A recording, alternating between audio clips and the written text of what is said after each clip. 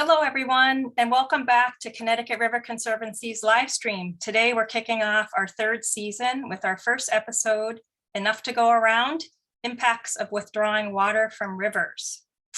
My name is Stacy Leonard. I'm the events coordinator here at CRC and really glad you can join us today. I'll share more about today's topic and introduce our speakers in just a moment.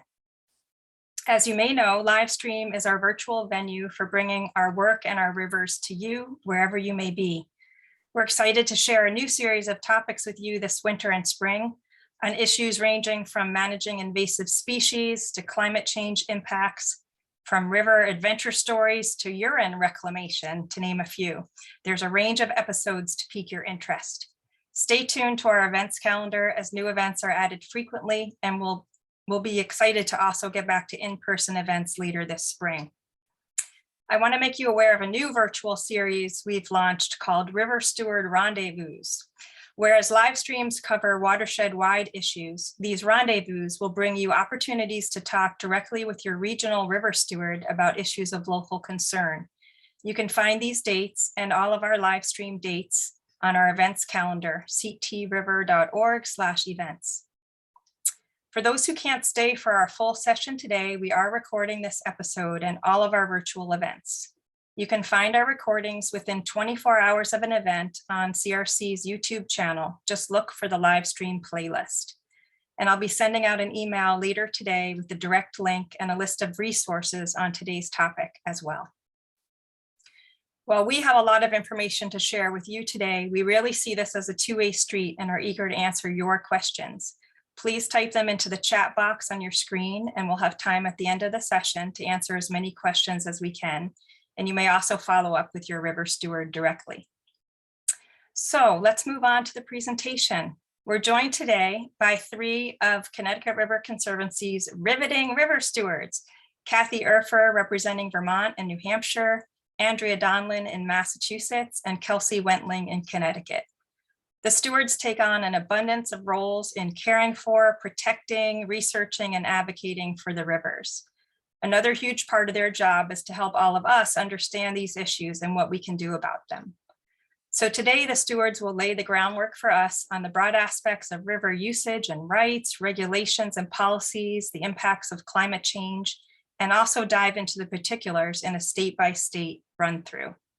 So we have a lot to cover. I'd like to pass this off to Kelsey to lead us off on the discussion. Thanks again for being here. All right. Well, so to kick things off, as a watershed nonprofit organization, we are generally focused on the water surrounding us that we can see. This type of water is also called surface water, and some examples of surface water would be things like rivers and lakes, ponds, wetlands, the ocean. And when we think about the impact of withdrawal or diversion, we're often thinking about things like dams used for hydropower or the uptake of water for irrigation. But when we focus our attention just on surface waters or the water that we can see and the impacts of surface water, we are really only scratching the surface, if you will. Next slide. Pardon the pun. So as we delve a little bit further into this more holistic understanding of the impacts of water withdrawal and diversion in river systems, it's important to also have an understanding of groundwater. So a simple definition of groundwater is just the inverse of surface water, water that is underneath the ground. And so starting with this image over on the left-hand side, you can see where we have areas of replenishment or streams. And essentially what's happening here is these are depositing water into an aquifer, either through precipitation, seeping through the soil, or the deposition of water from rivers into these aquifers. A confined aquifer is an aquifer below the land surface that is saturated with water. So that's what you see in that top layer there. And an unconfined aquifer is one where the upper water surface or the water table is at atmospheric pressure. Once the water seeps into these aquifers, it will eventually begin to pool and ultimately start flowing back upwards, which is also represented in this diagram on the right-hand side.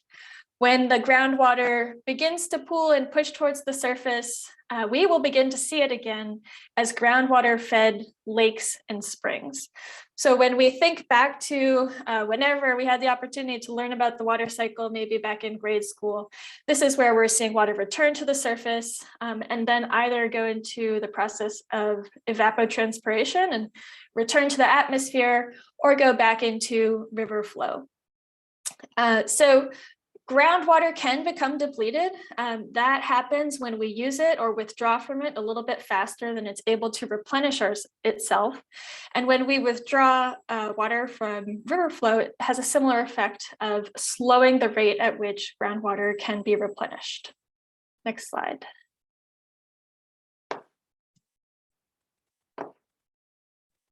All right, so what are the impacts of climate change on both ground and surface waters? Well, on the one hand, we anticipate that we will see more intense and more frequent rainfall events that would typically take place in the winter and in the spring. And then on the same token, we will see less of a snowpack. Snowpack is a source of groundwater recharge, as well as a source of river recharge. While we will have these more intense and frequent rainfall events, we will also see more intense and frequent droughts in different parts of the year, primarily in the late summer and in the fall. This image up in the top right corner of the screen, I know it's a little bit hard to read, but this is an example taken from Connecticut, which we see played out across all the watershed states, depicting drought conditions across the entire state. So if there were any white on this map, that would indicate there is no drought. And as it gets into the yellow and darker red colors, that is indicating a more intense form of drought. This particular map is taken from November of 2016, and it is something that we will continue to see throughout our watershed here in New England. As atmospheric temperatures rise, we will also see a corresponding rise in water temperatures. This is also correlated with less snowpack, which provides cooler waters. This is critical for wildlife that depend on a cold water ecosystem in order to survive. And then finally, an impact of changing climate on our rivers will be the continued intrusion of salt water into freshwater ecosystems. So right now we measure salinity up to around Haddam, Connecticut. But as the sea level continues to rise, we will see that pushing further and further inland into ecosystems that have historically been freshwater. So on that extremely happy and cheerful note, I will pass it off to Kathy. So in order to, in addition to the biophysical things related to the water cycle and surface water and groundwater, in order to talk about surface water policy, there are some other concepts that you kind of need to understand. So we're doing a brief overview of these, and that will help later on in the presentation. So riparian rights is basically the legal framework for how in the Northeast, we are able to legally access surface water. And what it means is that a person who owns property along a stream or brook or river has the right to withdraw that water and use that water. All of this is based on common law that came over from, England and Europe, with the basic idea being that water is a public good and not owned.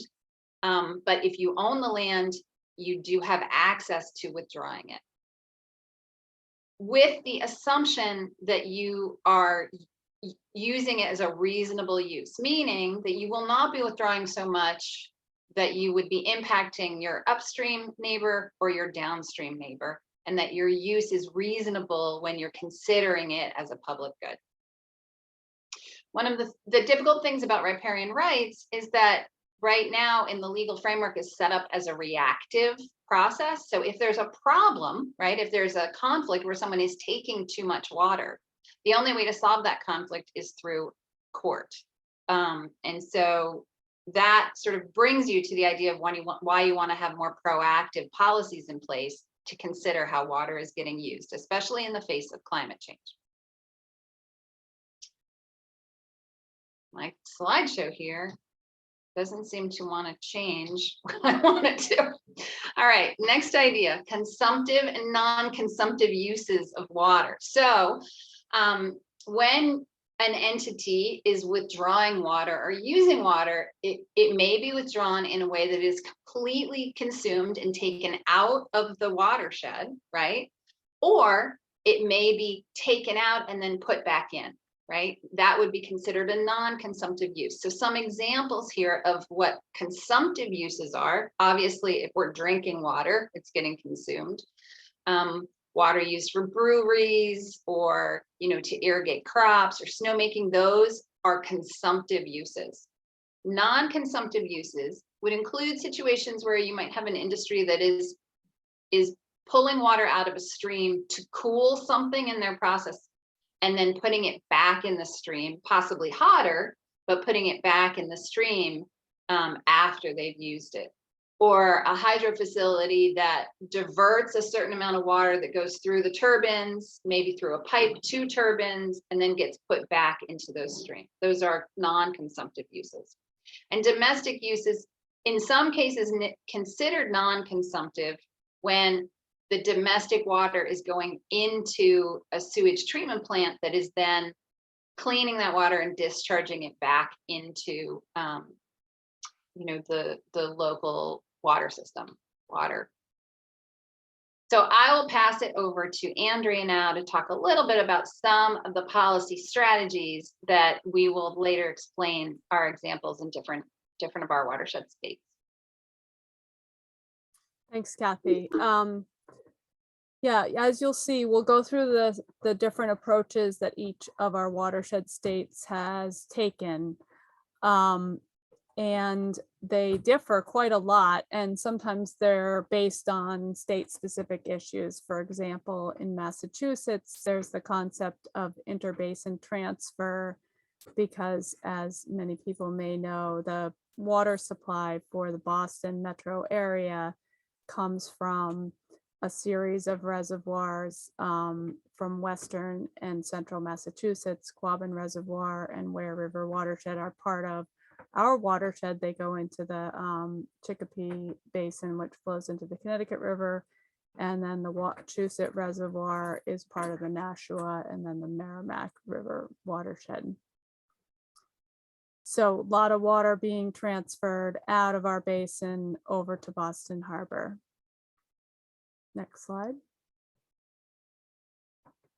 Other types of strategies include different restrictions for legacied withdrawals or new withdrawals based on when a law is passed. Some states treat groundwater and surface water differently, and others treat it as one part of the same system. In-stream flow requirements are basically an assessment of how much water should be in a river in pristine environments, and then trying to set limits on how much could be taken out of the river. Same thing, restrictions can be based on stream flow statistics, drought situations, or seasonality. Other strategies include water conservation standards, which some states like Massachusetts has a per capita water use goal, restrictions on unaccounted for water, which is sort of water that doesn't make it to a customer either through leaks or some other way. And then also increasing block rate pricing for drinking water has to do with encouraging conservation based on higher pricing with the more water that you use. Source water protection is land protection around drinking water reservoirs and groundwater wells, which leads to water quality protection as well as water quantity protection. You don't want to pave over your entire recharge area. So we're going to switch to the different states and go through starting with New Hampshire. But what you'll notice is that, the states have all come up with different approaches. that are, laws, regulations, policies, plans. There are strengths and there are weaknesses to each state's approach, which is kind of interesting and a lot more work to do. Kathy, do you want to start with New Hampshire? Sure. So I'll take over for New Hampshire. New Hampshire has legislation that was passed in 1987 that requires water use registration and reporting. And so the point here is to understand who the water users are and assess and collect the data to understand the impacts to withdrawals on streams. By this, when the way they have categorized it, use means any withdrawal, transfer, or return. So they're accounting for when water is pulled out, if water is pulled out and moved to another place, and if water is discharged back into a water body. So all facilities that withdraw or discharge over 140,000 gallons of water or over 600,000 gallons in a 30-day period must register the water use, documenting the sources and destination of water with New Hampshire DES to help the Department of Environmental Services keep track of how much water is being used in the waters of the state. And this means they have to accurately measure it. So meaning that they actually have to have a tool or a thing that is accurately measuring how the water comes out. And in New Hampshire, for this initial withdrawal or return or discharge, they have to apply for a water quality certificate, which is a state water quality certificate to ensure that the withdrawal or discharge will comply with water quality standards in the state. It's hard to think about like volumes of water. And so David Dean actually did a little calculation to help us imagine, the size of a pipe and what that means per gallons per day. So if you can imagine a little 1/2-inch pipe stuck into a stream, right? If it's pumping for the whole day, that's 20,000 gallons a day. If, as the pipe increases, there's more withdrawal. So when we're talking about these regulations, this is essentially the minimum standard, right? So you have to report, in this case, if you are moving more than 140,000 gallons of water per week.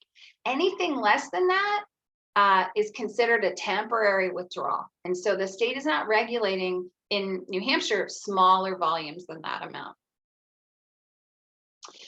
In addition, in 1990, New Hampshire passed a law with essentially 2 pilot programs initially, but now it's moving on, called the Instream flow program, which applies to the designated rivers in the state. And the way that New Hampshire is set up, a community can come together to put forward an application to have their river designated as a designated river. It's a title that provides the river with additional protections in the state of New Hampshire.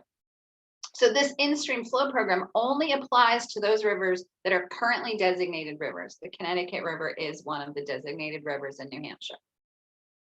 And so the purpose here is to ensure that the river health stays intact, even though humans are using water from the river for our needs, right? And the in-stream flow program is set up in a way that it develops 2 products on each of these rivers. One is there is a biological assessment that's done of the river to identify a required flow condition by season, meaning what is the amount of water you need to keep in the waterway to make sure that the creatures in the waterway are surviving and the habitat in the river is healthy. So that's kind of a baseline assessment that's done. And then in addition to that, management plans are developed for each of the users on that waterway to maintain that required amount in a low flow scenario. So that means if you were a facility that's withdrawing water, you would need to develop a conservation plan, and that you may be during low flow conditions or drought conditions, you may be called on to reduce your water withdrawal in order to protect the stream. And then in addition, this allows for, actually requires prescribed relief pulses from dams. So in some cases where there's a dam on the water body, on the river, if we're in a drought condition, it would require the dam to move some water downstream instead of holding it back in order to protect the health of the stream. So this is currently implemented. It started as pilot programs on the Lamprey and Sauhegan rivers. And now it is being implemented on the Cold, the Ashuelot, and the Warner rivers. The Cold and Ashuelot are both tributaries of the Connecticut River in New Hampshire. So slowly this is getting, moved out throughout the state to provide these additional protections for New Hampshire waterways. The situation in Vermont is very different. So Vermont has really had little to no regulation in the state to assess surface water use. Right now, there is pretty much only regulation on snowmaking facilities for when for having to report seasonal use of water in order to make snow. So seasonal volumes and daily pumping rates. And then in addition, large farms under our required agricultural practices have to report water use. But that's it. And so in terms of surface water, in 2008, the state passed the Vermont Groundwater Protection Law, which established groundwater as a public trust, meaning that we hold it in trust for us collectively to be able to have access to it. And it required mandated reporting for withdrawals of more than 20,000 gallons per day, and requires permits for withdrawals of more than 57,000 gallons per day. But in that groundwater protection law, it exempted any withdrawals that were needed for fire suppression, agriculture, dairy, or domestic uses. So it is not a blanket protection of our groundwater in the state. There are some loopholes still in this legislation that maybe should be addressed.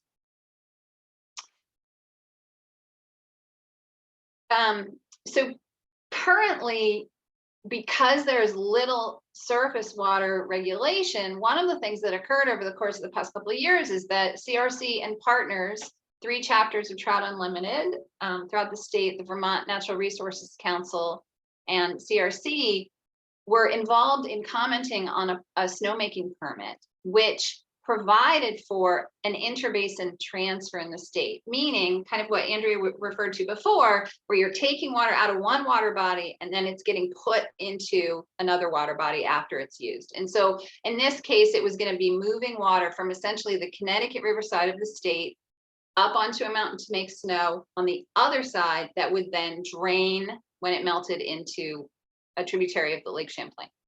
And so as we were looking at this permit, we were concerned because we realized there was, in fact, no previous interbasin transfer that had been permitted in the state. And it caused us to start to dig into surface water policy and realize that there was little to none in Vermont. So these groups got together and got legislation passed in 2020, Act 173, which established a study committee to start to look at surface water usage, interbasin transfers, and develop an idea as to whether the state should develop a permitting program for these surface water withdrawals. So the study committee met all of last year and in December produced a final report, and as a result of their conversations, they did come to the conclusion that there should be something, and they drafted legislation that was introduced this past January, which the bill is H466 in the House, and there's a companion bill, the Senate Bill 237, which were introduced this past January.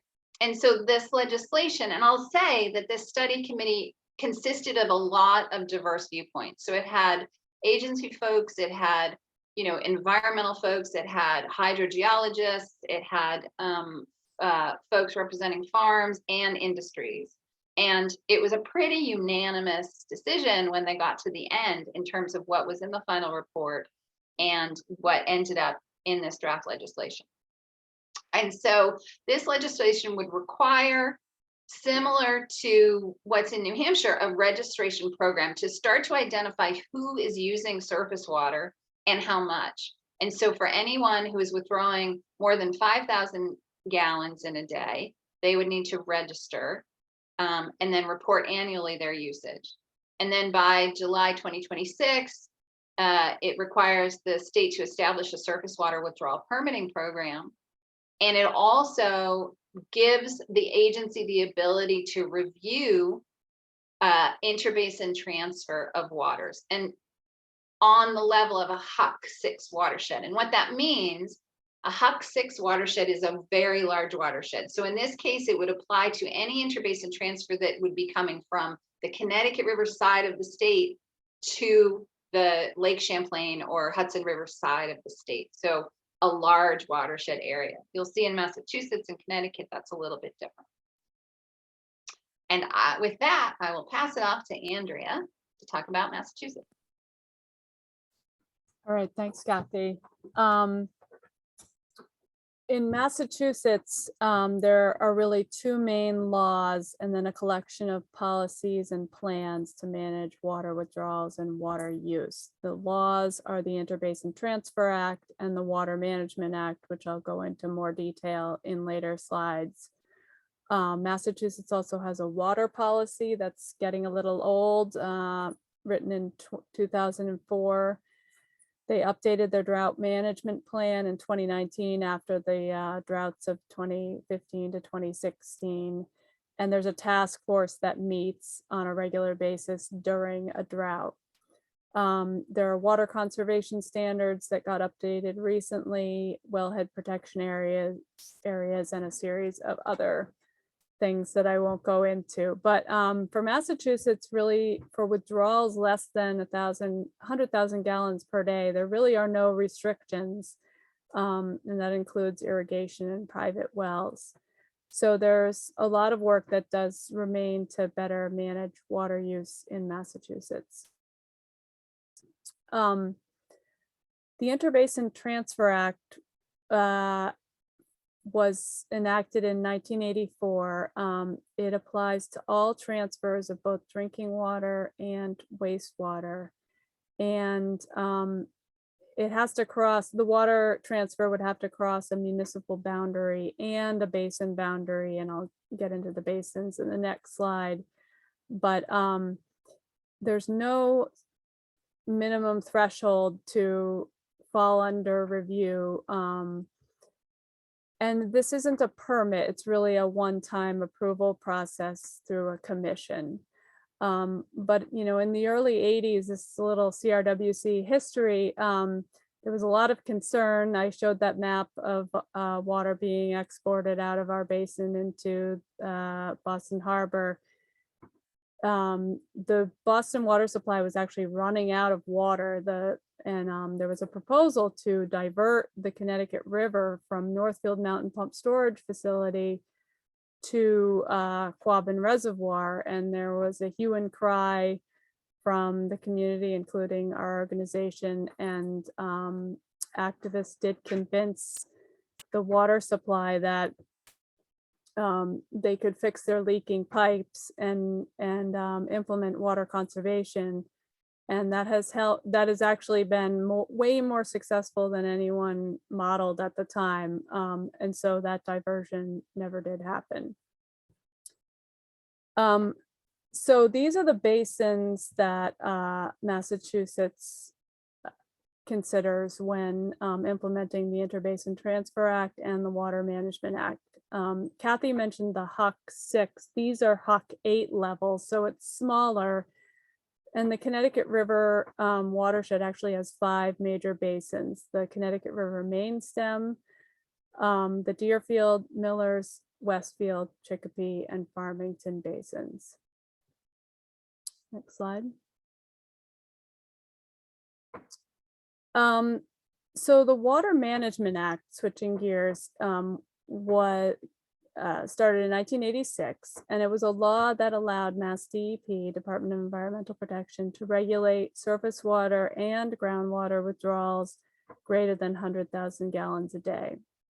This created a system of registrations and permits, and I'll get into more detail about those in a bit. And it uses the concept of safe yield. Kathy, yeah, thanks. Safe yield is kind of this complicated definition that essentially is like a budget of an amount of water that could be withdrawn from a water source during the driest time of the year. And a water source also has a complicated definition, but you'll see if you read it that really groundwater and surface water are considered all part of the same system. But Massachusetts implements this on a basin scale. So water source is like an entire basin. And there's been a lot of disagreement over the years about how to properly calculate safe yield and implement it. And then when you think about it, the Connecticut River has a huge safe yield, but you could really dry up a tiny tributary and it would never meet the safe yield. So there's definitely some problems with the approach. Next slide. So like I said, there are registrations and permits, and the registrations under the Water Management Act are the waters that really were existing when the law was written. These became a renewable right, and towns and cities and water withdrawers have to renew their registration state. They have to apply for it, and then the state renews them every 10 years across the state.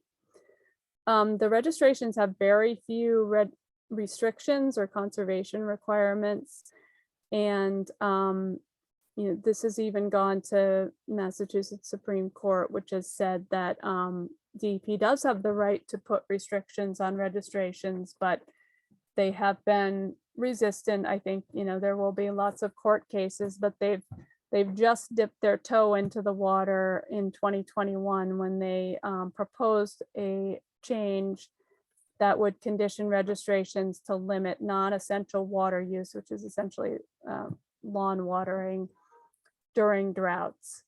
This hasn't been finalized yet because the state extended the registrations for a few years because of COVID. So we'll see where this goes. Can you click, Kathy? And then permits are the newer withdrawals that have come after the Water Management Act started.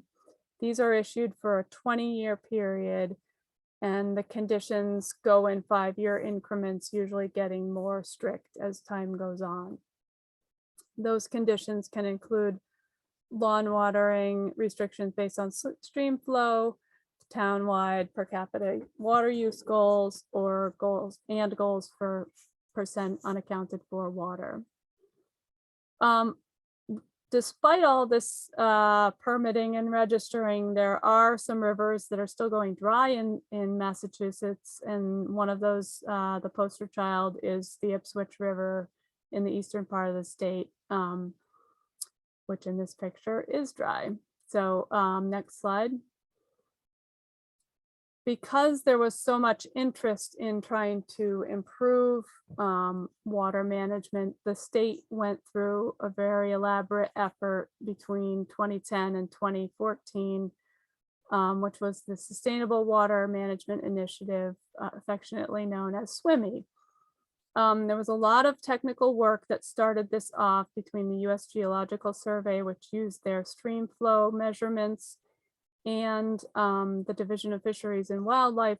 That every year they go out and they do fish sampling through electroshocking, and they have a lot of data on what kinds of fish are in all the rivers across Massachusetts. And they were able to create these maps on a sub-basin level to show the top map. It's tiny, but there is a way of zeroing in on an interactive map online for anyone who's interested. The biological category and the impact on fluvial fish. So the heavy impact areas are red, the lighter impact areas are blue. And this has to do with not just water withdrawals, but also impervious surface. It's like what kind of fluvial fish should be in those rivers versus what's actually there now. And then the lower map shows the percent groundwater withdrawal. So this is the amount of water that's in there from groundwater withdrawals, and compared to the August, the driest month of the year, basically. And again, red is heavily impacted to green to blue, which is lighter impacted. And I'll point out that the main stem Connecticut River was not assessed in this whole effort, nor was the Merrimack. These rivers are too big and there was no reference river to compare it against. Once they had all these maps and data, there were tons and tons of work group meetings and negotiations. And the result was that they were able to make some regulatory changes just to permitted withdrawals and just to groundwater withdrawals. And these involve a setup when a permit is up for renewal, there are minimization and mitigation requirements. There are extra protections in place for cold water fisheries and different tiered permit review categories depending on what color your basin is in. These red ones get higher tier. This set of changes definitely was an improvement, yet it probably is more effective on preventing water bodies from getting into a worse condition rather than basically rehabilitating the heavily impacted ones. So there is still a lot more work to be done in Massachusetts to try to better manage water supplies and to better allow rivers to maintain healthy fish communities. I think that's, yep. Moving on to Connecticut, we'll have some more from Kelsey. All right. So similar to the other states in the watershed, Connecticut has a couple pieces of legislation that guide how we manage surface and groundwaters. So the first primary piece of legislation is this 1991 Water Diversion Policy Act. And essentially what this did is it created a permitting system for water diversions, and that includes both surface and groundwaters. And in this case, water diversions is referring to both consumptive and non-consumptive water uses, as Kathy defined earlier in the presentation. Under this act, permits are needed for users who are withdrawing 50,000 gallons of water in a 24-hour period, or if they are moving that same quantity of water between different service areas, which I'll talk about in just a second. There are also permits needed for some of the non-consumptive uses. So as an example, in Middletown, Connecticut, we have the NRG power plant, which withdraws water to cool its facilities and then puts that back into the Connecticut River, and it is required to have a permit to do so. While this permitting setup exists for some water users, it does not exist for all. So there are exceptions to diversions, again, consumptive and non-consumptive. So if you were withdrawing water before 1983, you have basically been allowed an exemption from the permit requirements or for applying for permits. Instead, you are required to report how much water you are withdrawing or diverting. This created a bit of an issue because in Connecticut, we have what are called utilities in exclusive service areas. So a utility would be your municipality or water company that manages water services like drinking water services, and in some cases, wastewater. And an exclusive service area is an area where the public water supply is supplied by just one system. So if you were an existing utility in an exclusive service area prior to 1983, and then as time went on, you either grew or combined with other utilities, this created a situation in which more and more of the state's water was being used, withdrawn, or diverted without permitting, which is, of course, a concern for advocates and stakeholders to not know exactly where or what is happening with all that water. So in 2016, an amendment was put forward by the state to remove this loophole and no longer allow service areas or utilities in these exclusive service areas to be considered for exemptions for these permits. Next slide.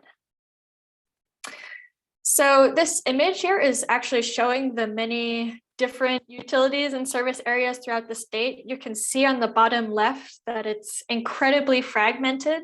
And then here on the right, it's sort of zoomed into central Connecticut. So the light yellow color, that's the Metropolitan District Commission, or the MDC, which services the area in Hartford with wastewater and drinking water, and then the Connecticut Water Company down further towards the mouth of the river in light blue. Having so many different service areas creates an incredible challenge in terms of statewide regulation, because as you can imagine, all these different areas are managed or operate slightly differently.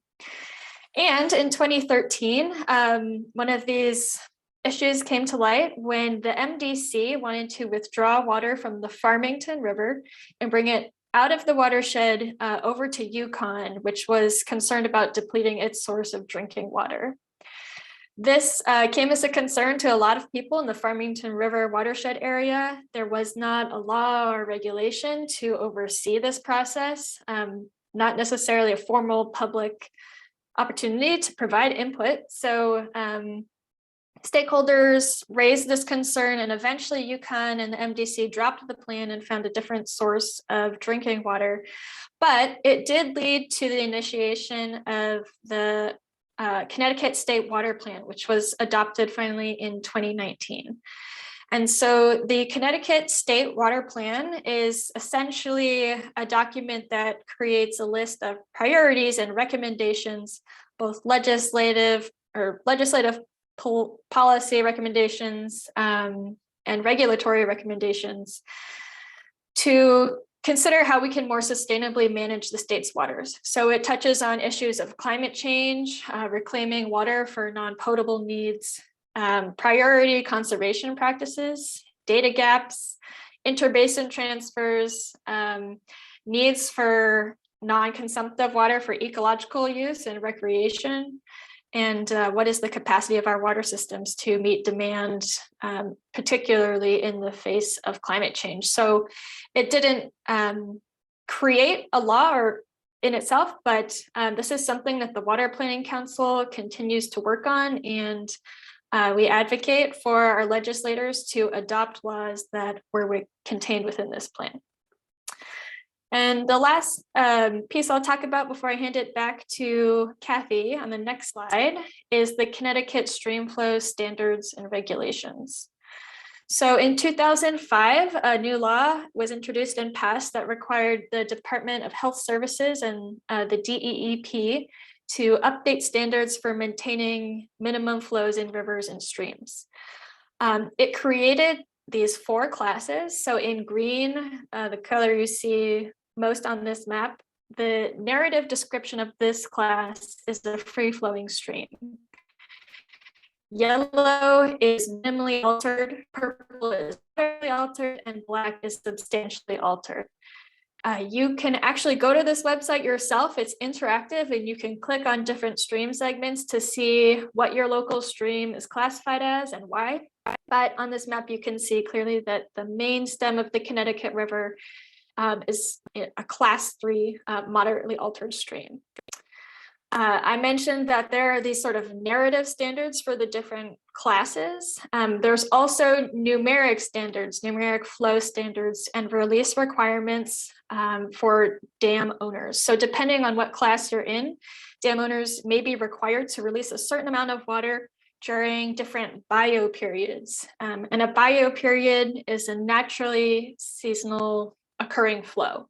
So in a time where we know, for example, that fish are migrating and need to spawn, there could be an increase in the amount of water that dam owners are required to release based on the other conditions that impact stream flow. So when they are creating these different classes, there is an opportunity for the public to be involved. This is fairly recent, these classifications. The Connecticut River watershed classifications were finalized in 2018. But anyone in the public can bring forth a petition to reclassify a stream segment and make an argument for why it should be reclassified. And with that, those are the two or three main pieces of policy and legislation guiding Connecticut water management. We do also have a drought management plan, which if you're curious about, there's more, but I want to make sure we have time for questions. So I will pass it back to Kathy.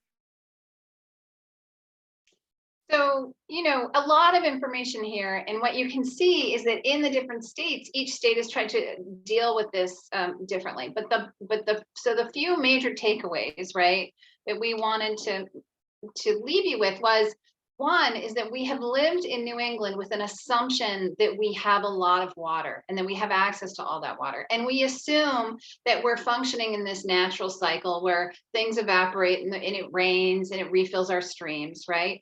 What we are finding in the face of climate change with increased drought, with increased development pressure from both, you know, migrants moving because of COVID and also climate migrants moving from the coast inland and up, is that there is going to be more pressure put on our surface waters and our groundwaters for withdrawals for human use, right? So we insert ourselves in that water cycle, and we are the ones that pull the water out and put it somewhere else, right? Maybe to the detriment of our rivers. So we really need logical systems to protect the health of our rivers and streams while allowing for equitable use of the rivers and streams, equitable, including that the fact that the aquatic creatures need to be able to survive in them. So bottom line, conserve, conserve, conserve. And as always, we would invite you to join CRC, sign up for our e-news and our action alerts. As we pay attention to this kind of policy and try to make improvements, we need your voice to join us in that. So right now on deck, we have H466 in Vermont, which I mentioned, which is the surface water withdrawal legislation. And then in Massachusetts, S530, there's multiple bill numbers, but it's basically the same bill, which is a drought bill to address you know, conservation in the face of drought. So with that, I will stop sharing, and we can answer questions in the last little bit of time we have here. I'm just going to jump in right before the question and answer portion, just to thank everybody for joining us again and to thank our presenters. There's a ton of info, and you can request to get the slides emailed to you. There'll be an email coming to you at later today with a list of resources and how you can access the bills that were mentioned and all of the details and interactive maps and whatnot. So don't panic, even though we're running out of time. And we'll get to answering questions. And if we miss your question, the list of contacts of all the stewards will be in that email. So feel free to reach out anytime. That's what everyone's here for, and happy to, you know, help you dig into specifics of your own local areas. So I think Andrea is going to kick off the Q&A there.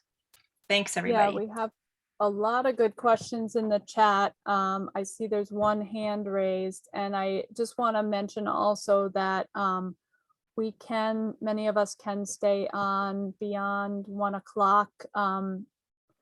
If people have lingering questions that aren't addressed and that sort of thing. So stick around if you have a burning question or want to listen to the Q&A, but let's try to go through these questions relatively quickly. Some of them are kind of complicated and might involve long answers. I don't know. The first one is from Kurt Peterson. He writes, Killington Resort already has permission to extract water from the Ottaquechee to make snow, then release it into the Champlain watershed. Now they propose using deep wells next to the Ottaquechee to provide water to a large commercial residential development district in the town, pumping it up Killington Road.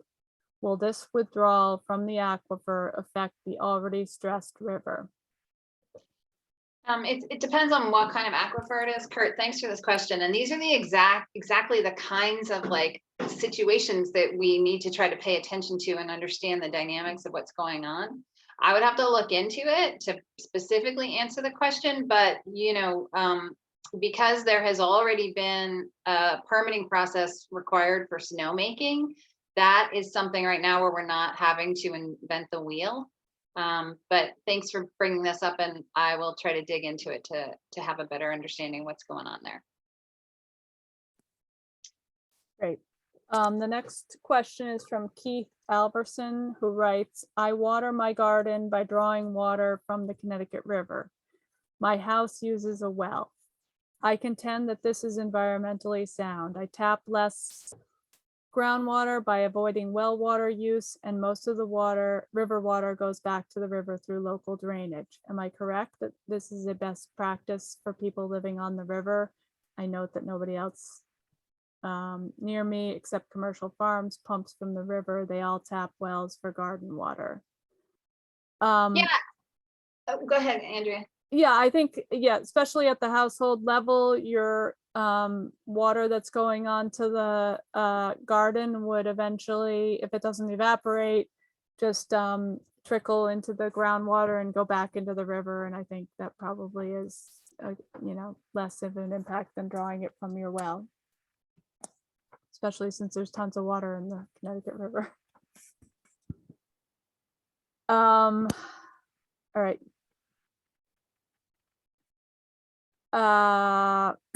Barbara Richards wrote, obviously we're addressing human consumption, but how do the needs of fish and other animals that rely on the waterway factor into these programs? I think we addressed some of that. Some of the states do address the fish factor into the water withdrawals. Obviously, there's other policies that really protect the essential, drinking water use of water bodies. This is Barbara. I asked a question before any of those comments about fish came up in the presentation. Okay, great. Kurt Peterson wrote, in Massachusetts, a power plant on the Westfield River wanted to withdraw water as part of their cooling process.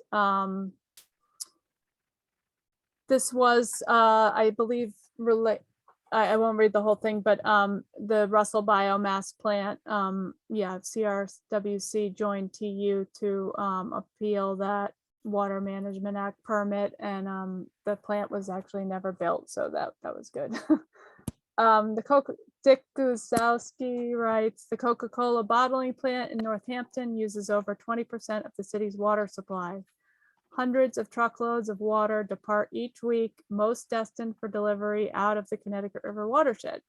Since this plant expanded, Northampton has had domestic water restrictions each summer. Relation? That brings up a number of interesting points, because I don't think bottling triggers the Interbasin Transfer Act, which it should, because obviously water is leaving the basin. I don't know specifically about the Northampton restrictions and whether they're related to Coca-Cola, but I did notice in Business West that plant is actually closing down in a couple of years. Not sure what will take its place, if anything. Diane Video, whose hand is up, but she also wrote a question. I'm interested in providing fresh, untreated water to people in all communities of Massachusetts where people can drive up and get water in their own bottles. So we do not have to have so many water bottles to recycle when people buy water in containers. A couple of years ago, a beautiful freshwater spring in Beckett, Mass was closed due to state regulations. Hundreds of people went to get this water. This is an example where regulations hurt people seeking untreated water. I don't know about this water source or why it was closed down. I think, there are places in rural areas where there are springs. and people do fill up bottles. I don't know too much about whether it's regulated in any way.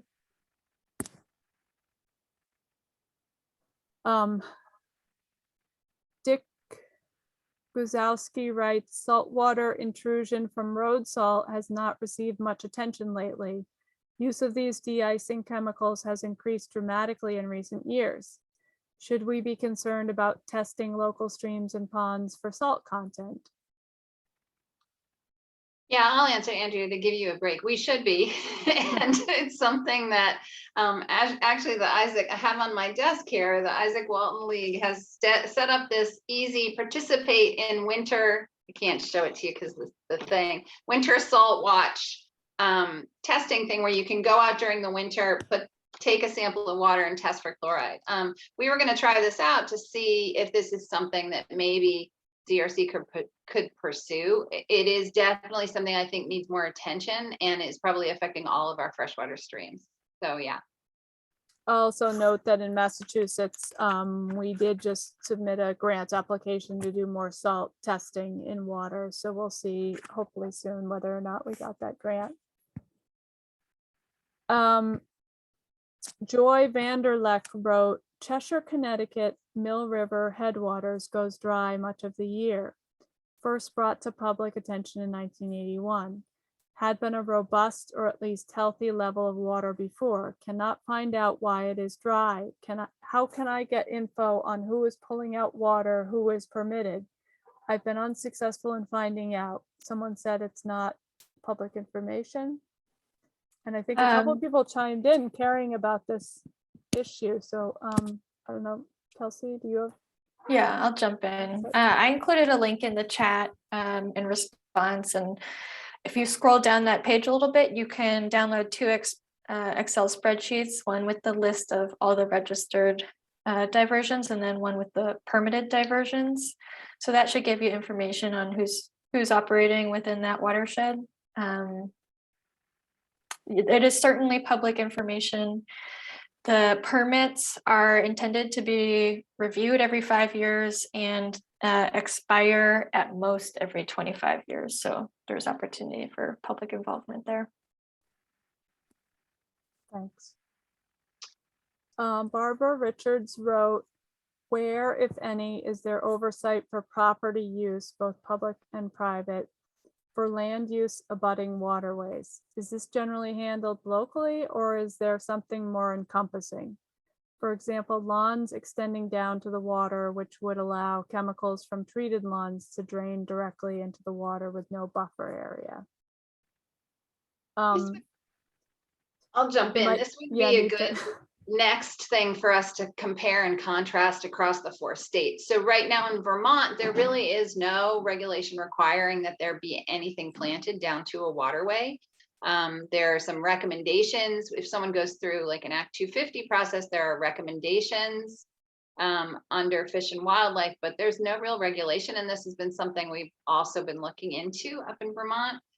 CRC in general works with landowners to try to create those buffer areas and help identify grant funding and do designs to plant trees for those landowners who might like to do that. I would be interested to know if there's any regulation in our 4 other watershed states. I haven't looked into New Hampshire about this yet, but yeah.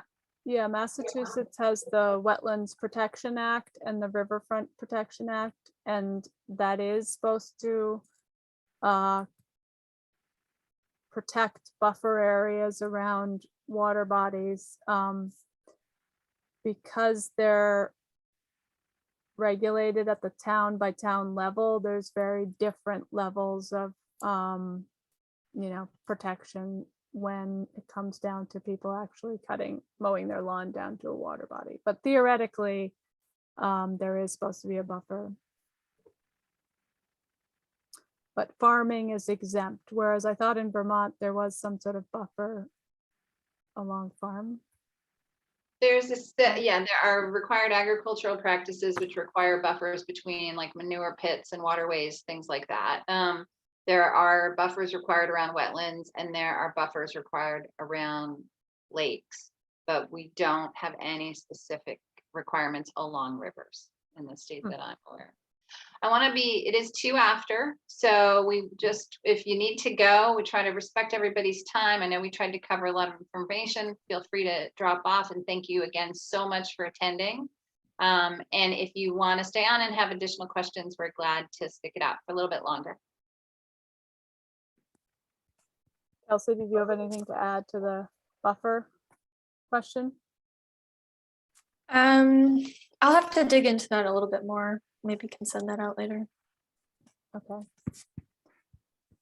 I know Mark is still on. If I can just answer a quick question. Mark was asking about the designated river in New Hampshire, and a designated river, Mark, is the whole river encompassing all of the watersheds. So when it's for the most part,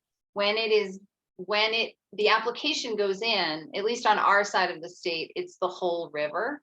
I think on the Merrimack, only a part of the Merrimack has been designated, and I know there's a bill right now trying to designate the other part of it, but it should be a public, sort of a public process where a group comes together to designate the river, because there needs to be a local advisory committee that essentially takes the role as a watershed organization almost to take care of the river.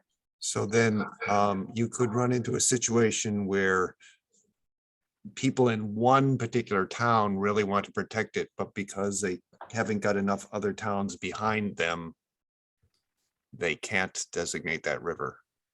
Does that sound plausible that you could get that? Plausible, yeah. I mean, I think it would be about making the campaign to be able to really work over time to bring everybody together, right, on board with it. But yeah, you could, I think you could bring forward a designation for a part of a river if you wanted to do that. Okay, thank you. I think that covers most of the questions. There were a couple comments and stuff. Does anyone, I don't know, Diane, do you have a question, or does anybody else want to put their hand up or type something in the chat?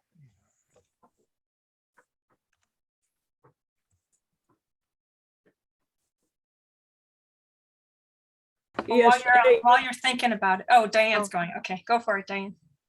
well, I think it's so important for myself, and I don't know how many others, but to be able to access fresh spring water in our state so that we can minimize the amount of plastic water bottles that people are buying.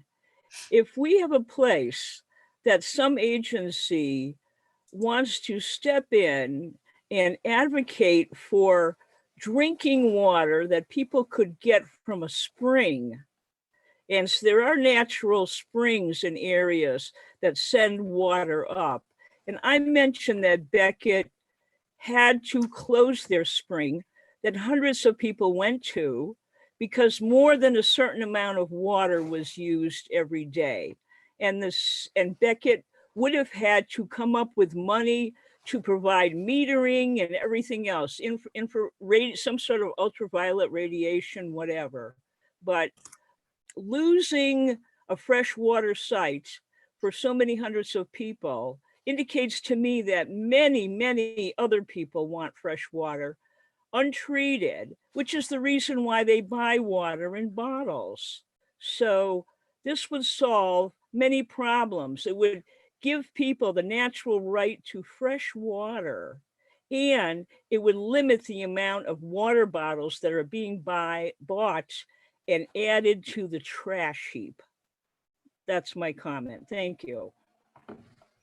Thanks, Diane. Thanks. Peggy also asked, how does dam relicensing fit into permitting, specifically the relicensing happening now in Mass and First Light? Kind of a different animal, but I'll let you answer that, Andrea. Well, even though First Light does use the water, it's not a withdrawal in the sense of a consumptive use, so they do not have to, or this is what I'm pretty sure about, they don't have a Water Management Act permit or registration. So I don't think it falls under this law. They do have to get, the state permit that they do have to get is called a 401 water quality certificate. That has to do more with the Clean Water Act and discharging into the river. So Peggy, I don't know if that helps. That's interesting. It's interesting that the pump storage facility, it's not a consumptive use because they're sucking it up and then flushing it back down, right? Yeah. Huh.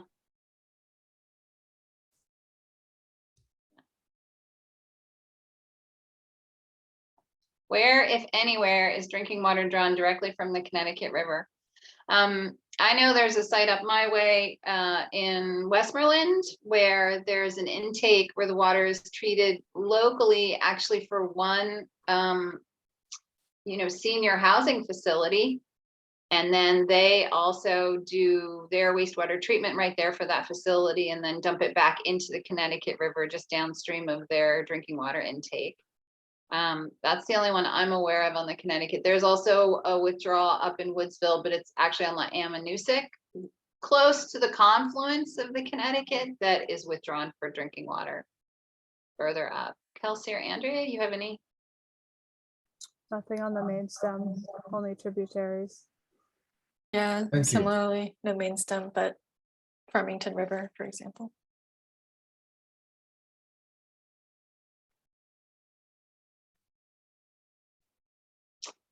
All right, other questions or thoughts?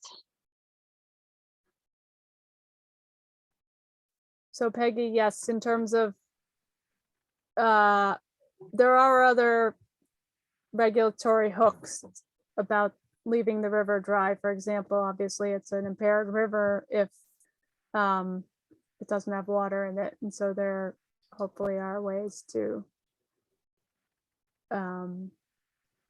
invoke laws and regulations to make that not be dry in the new license. Nancy. Actually, can you talk a little bit more about that? Like, be more specific about what kinds of rules and regulations or could be, or Well, there's surface water, each state has surface water quality standards. And for Massachusetts, it says something to the effect of for dams, for FERC licensed dams, the minimum flow that would support aquatic life use has to be at least the Q99, which Q is hydrologist speak or whatever for flow. So, and the 99 has to do, I'm not good at explaining this, but like 99% of the year, the flow should be higher than that amount.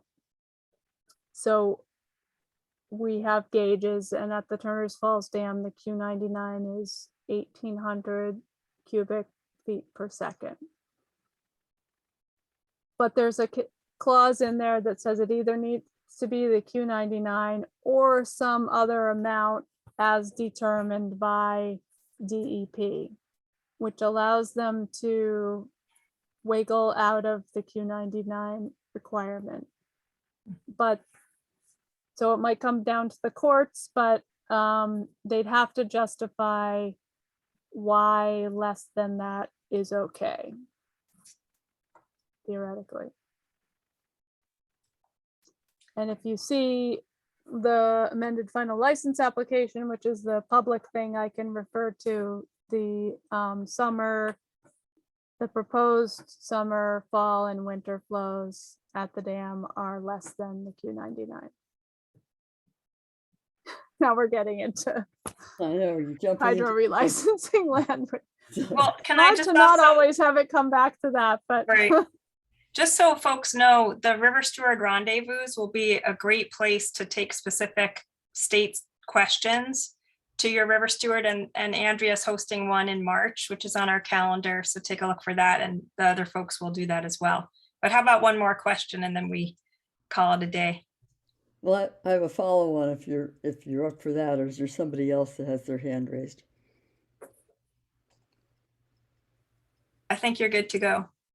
Okay, so my question is that, so does the water quality certificate that the DEP is can issue for that dam relicensing, can that also specifically deal with this issue?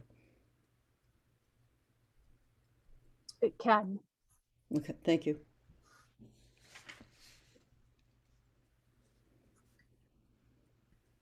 All right. I see Wendy just turned on her video. Is that to say hi, or do you have a question, or?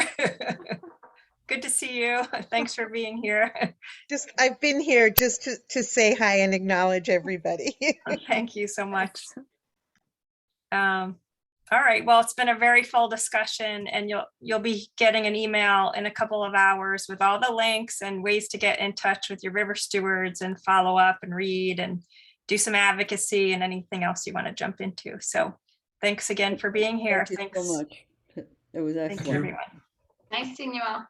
Bye-bye. Bye, thank you.